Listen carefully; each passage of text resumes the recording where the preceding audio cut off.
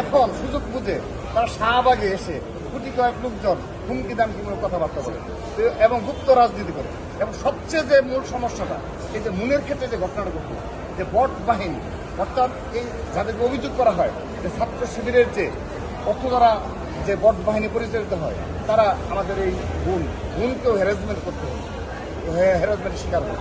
এর জন্য তো দায়ী তারা। তো এরকম প্রতিটা ইস্যুতে ছোট কোনো ঘটনাকে তারা এই ছাত্র সমাজের সামনে বৃহৎভাবে আমাদের ছাত্র দল কলুষিত করার জন্য, বিভ্রান্ত করার জন্য চেষ্টা চালায়। তো এরপরে পক্ষ অসম্ভব, এসব হুমকি দামকির পর বিপক্ষ হয়। এজন্য আমরা আশা রাখবো তারা তাদের যে গতানুগতিক ধারার অতীতের রাজনীতি, গুপ্ত সংগঠনমূলক রাজনীতি, সেখান থেকে তারা বের হয়ে আসবে।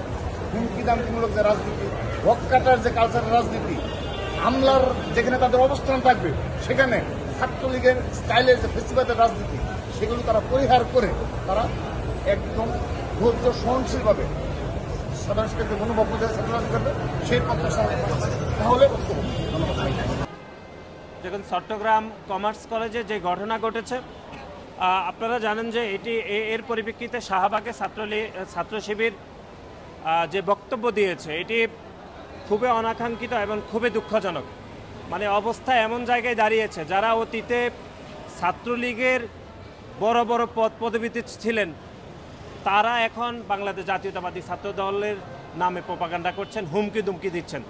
অর্থাৎ ছাত্র শিবিরের ঢাকা বিশ্ববিদ্যালয়ের সভাপতি, যিনি ছাত্রলীগের পদবিতে ছিলেন, এবং এর আগে আমরা দেখেছি সাদিক কায়েম, তিনি নিজেও ছাত্রলীগের একাধিক পদে ছিলেন, তারা এখন ছাত্র শিবির হয়ে বাংলাদেশ জাতীয়তাবাদী ছাত্র দলের ছাত্রদলের বিপক্ষে তারা হুমকি দিচ্ছেন এবং আমাদেরকে ভয় দেখাচ্ছেন। অতীতে যেরকম ছাত্রলীগের সন্ত্রাসীরা হুমকি এবং ভয় দেখাতেন, কারণ তাদের হুমকি এখন ছাত্র শিবিরের হুমকি একই, কারণ তারা অতীতে যেহেতু ছাত্রলীগের রাজনীতি করেছেন, সুতরাং দুইটি তো একই হবে, এটি খুবই স্বাভাবিক।